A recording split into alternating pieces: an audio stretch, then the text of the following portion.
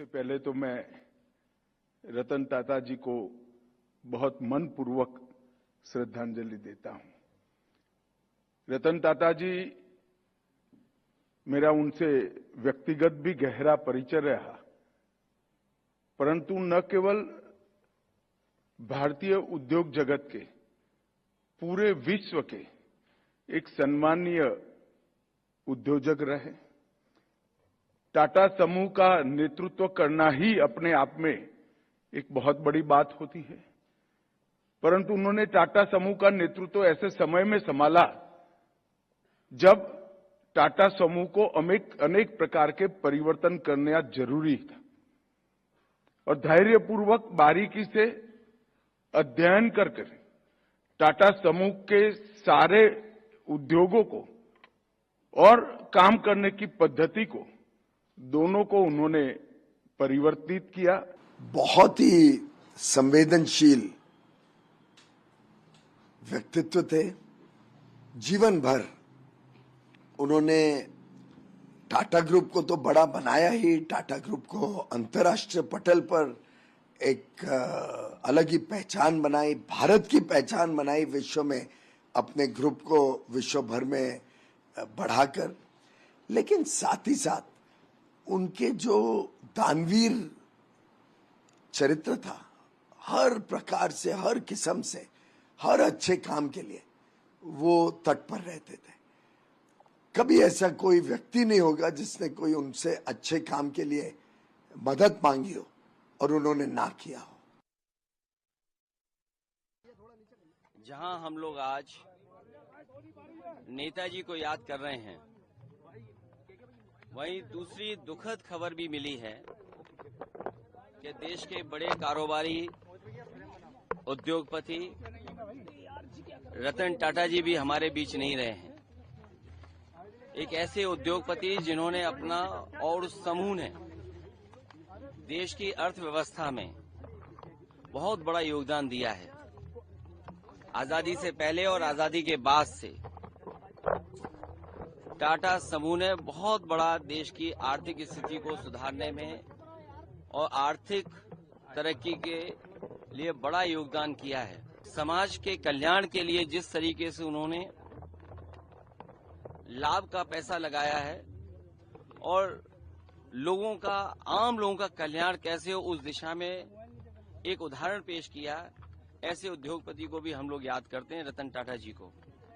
रतन टाटा एक ऐसा नाम थे जिनके व्यापारिक साम्राज्य के ऊपर, उनके इंडस्ट्रियलिस्ट होने पे लोगों को के मन में उनके लिए इज्जत हुआ करती थी, और ऐसे आदमी का गुजर जाना जो है सब लोगों के लिए बहुत दुख की बात है। रतन टाटा का निधन एक दुखद घटना है। रतन टाटा साहब की इस देश के जो औद्योगिक विकास में एक महत्वपूर्ण योगदान था, और उन्होंने पूरे औद्योगिक जगत को एक नई दिशा दी थी। आज उनके निधन से देश ने एक मशहूर और एक देश प्रेमी उद्योगपति को खो दिया। मैंने तो ट्वीट भी किया है कि उसमें मैंने मोदी जी को टैग किया कि भाई मेरे हिसाब से और कोई आदमी इस दुनिया में नहीं है, हमारे देश में नहीं है, जिसे भारत रत्न और डिजर्विंग होना चाहिए।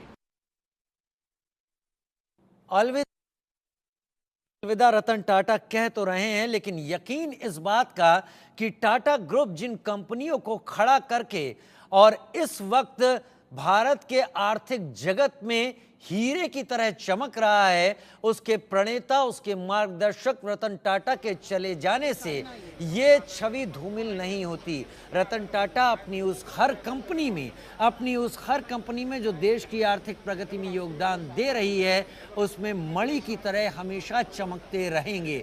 रतन टाटा शरीर से तो इस वक्त हमारे बीच से जा रहे हैं, लेकिन रतन टाटा जिस भावना को इन सारी कंपनियों के बीच में भर गए हैं, वो एक ऐसी भावना है जो पीछे नहीं देखना चाहती, जो लगातार आगे बढ़ना चाहती है। कई किस्से ऐसे हैं जो इस बीच याद आ रहे हैं। इस बीच की दुनिया रतन टाटा को अपनी तरफ से श्रद्धांजलि दे रही है। दरअसल रतन टाटा और उनकी शख्सियत एक ऐसी थी जो दिखावे की मोहताज कभी नहीं रही। वो ऐसे वीआईपी थे जो अकेले चलते थे। आप समझ रहे हैं मेरा कहने का मतलब? वेरी इंपॉर्टेंट पर्सन, लेकिन उनके पीछे कोई बड़ी भीड़ की जरूरत नहीं होती थी। बैग और फाइल उठाने के लिए असिस्टेंट नहीं हुआ करते थे। जहाज की में बैठते थे, उड़ान शुरू होती थी तो वो अपने काम पर ध्यान फोकस कर लेते थे। क्या करना है, क्या नहीं करना है, जहां मैं जा रहा हूं उसको किस तरीके से मुझे निभाना है, किसी के ऊपर नाराज ना होना। लेकिन सबसे बड़ी बात जो गिरीश कुबेर नाम के एक बड़े लेखक ने टाटा समूह पर अपनी एक चर्चित किताब में लिखी, वो ये कि जब वो किसी जूनियर अफसर से बात कर रहे होते थे, यानी अपने जूनियर अफसर से, और उसका भी सीनियर अफसर अगर रतन टाटा से मिलने के लिए आ जाता था, तो रतन टाटा कभी भी ऐसा नहीं करते थे कि बातचीत को रोककर उस सीनियर अफसर से मिलने की तरफ ध्यान केंद्रित करें। वो कहते थे पहले इंतज़ार कीजिए, जिससे बात कर रहा हूँ उसकी बात पूरी हो जाए, उसके बाद आपके लिए भी मेरे पास समय है। स्टाफ के सदस्य हों, कोई भी हो, वो किसी से भी मिलने के लिए हमेशा आगे रहते थे। रतन टाटा के निधन से मन व्यथित है। राज्यसभा सांसद कार्तिकेय शर्मा ने बयान दिया है। शरद पवार, एनसीपी शरद पवार के अध्यक्ष भी बयान दे रहे हैं। आनंद महिंद्रा, मेरे जीवन में रतन जी का बहुत बड़ा योगदान है। दरअसल रतन टाटा का नाम पत्रकार होने के नाते, क्योंकि हमें उनके बारे में कई बातें रखनी हैं, संभव हो पाता है कि हम ले सकते हैं, लेकिन अगर किसी ने रतन टाटा से सीख लेकर खुद के जीवन को आगे ढाला है, बढ़ाया है, या फिर उनके बताए कदमों से सफलताएं अर्जित की है, तो शायद वो उनका नाम भी नहीं लेगा, केवल उनके लिए सम्मान से अपना सिर श्रद्धा में झुका देगा।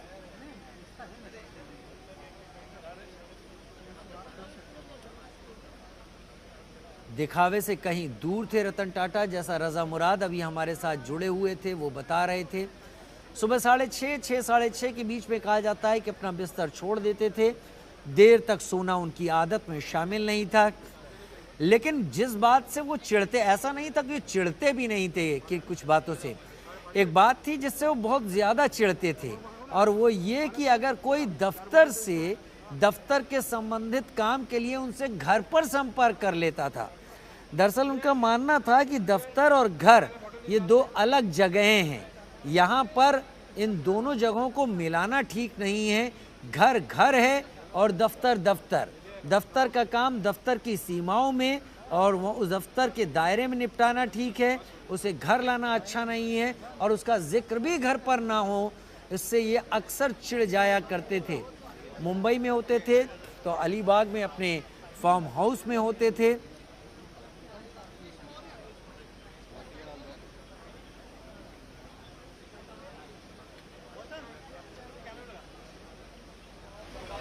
रतन टाटा एकांतवासी कहे जाने वाले बिजनेसमैन थे, लाइमलाइट से दूर रहने वाले बिजनेसमैन थे।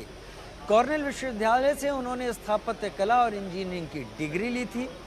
रतन टाटा के दोस्त जो उनके किस्से साझा कर चुके हैं, जो जगह जगह आप अगर देखना चाहें तो उस बारे में आपको पता भी चलेगा। उनके दोस्तों ने उनके बारे में एक बड़ा अच्छा एक किस्सा शेयर किया हुआ है, जो कि हम ज़रूर आपके सामने रखना चाहेंगे कि रतन टाटा को लेकर क्या कहते थे उनके दोस्त। जब वो अमेरिका में पढ़ते थे तो उन दिनों रिजर्व बैंक के कई सारे रूल थे, उसूल थे कि आप इतनी ही विदेशी मुद्रा इस्तेमाल कर सकते थे विदेश में रहते हुए भारतीय होने के नाते। और रतन टाटा के पिता JRD टाटा बड़े साफ और स्पष्टवादी थे। वो कहते थे कानून किसी भी हालत में हम तोड़ नहीं सकते, इसलिए वो ब्लैक में डॉलर्स रतन टाटा के लिए ख़रीदा नहीं करते थे, जिससे कि रतन टाटा आराम से अपनी ज़िंदगी विदेश में चला ले। तो होता ये था कि महीना ख़त्म होने से पहले रतन टाटा के पास पैसे ख़त्म हो जाते थे, तो रतन टाटा कभी दोस्तों से पैसे उधार लेते थे और कभी कुछ पैसे उनको मिल सके जिससे वो अपना खर्चा चला सकें, अपना रोज़मर्रा का खर्चा कर सके, क्योंकि लिमिट बंधी हुई थी। तो लोगों के घर के बर्तन तक उन्होंने धोए हैं रतन टाटा ने।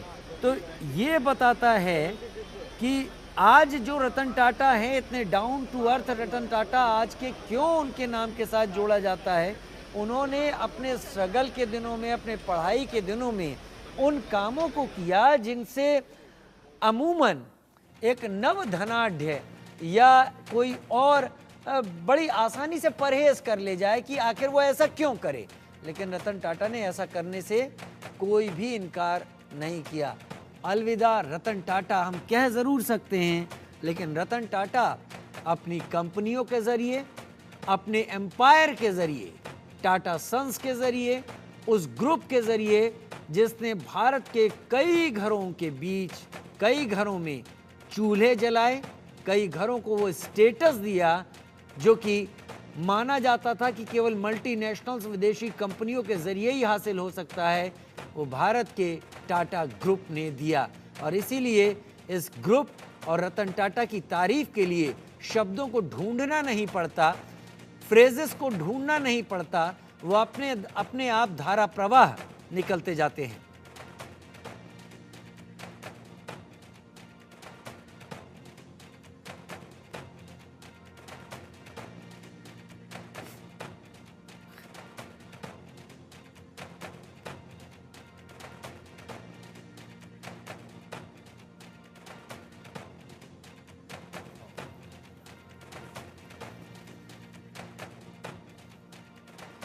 कार्तिक शर्मा राज्यसभा सांसद रतन टाटा जी के निधन से मन व्यथित है, ऐसा कह रहे हैं शरद पवार। अपनी बोल रहे हैं उपलब्धियों से उन्होंने देश का नाम ऊंचा किया।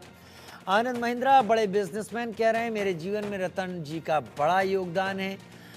रतन टाटा का निधन एक युग का अंत, एस जयशंकर विदेश मंत्री कह रहे हैं। गौतम अडानी कह रहे हैं उन्होंने एक दूरदर्शी सोच दी भारत को। प्रधानमंत्री कह रहे हैं विजनरी बिजनेस लीडर थे। गृह मंत्री अमित शाह कह रहे हैं जीवन विकास के लिए समर्पित रहा, परोपकार और दान के लिए उनका योगदान अमूल्य है। द्रौपदी मुर्मू राष्ट्रपति कह रही हैं। वहीं ओम बिरला लोकसभा अध्यक्ष कह रहे हैं सादगी, दूरदर्शिता, सेवा भावना युगों युगों तक प्रेरणा रहेगी। योगी आदित्यनाथ कह रहे हैं, एकनाथ शिंदे ने कहा कि उनकी जीवनी किंवदंती। दिल्ली की मुख्यमंत्री आतिशी कह रही हैं कि लोगों का कल्याण सबसे ऊपर उन्होंने रखा। हम तस्वीरें लगातार दिखा रहे हैं। ये तस्वीरें उन लोगों की हैं जो श्रद्धा सुमन अर्पित करने के लिए नारीमन हाउस पहुंच रहे हैं। लगातार 28 दिसंबर 1937 से 9 अक्टूबर 2024 एनसीपीए में अंतिम दर्शन के लिए पार्थिव शरीर रखा गया है। देश ने वाकई एक अनमोल रतन खोया है। कई बार नाम सार्थक होते हैं। शेक्सपियर ने भले ही कह दिया हो नाम में क्या रखा है, लेकिन नाम में बहुत कुछ रखा है। आपका नाम तय करता है कई बार, और आपका नाम साबित भी करता है। और जो लोग अपने नाम को सार्थक कर ले जाते हैं वो ऐसी कहानियों को और बल भी देते हैं, जिसमें रतन टाटा का नाम भी प्रमुख है।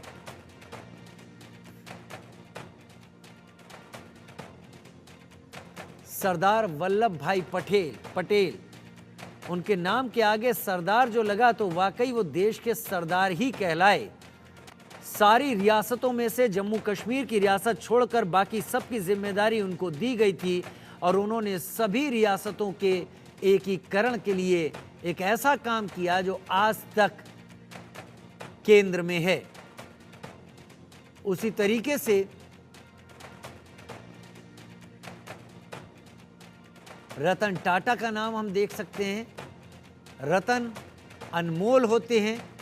जैसे ही हम रत्नों की बात करते हैं तो लोग नगों पर आ जाते हैं, और वो भी पत्थर या कांच नहीं, ऐसे नग जिनकी कीमत हजारों लाखों में होती है। छोटे छोटे नगों की कीमत होती है।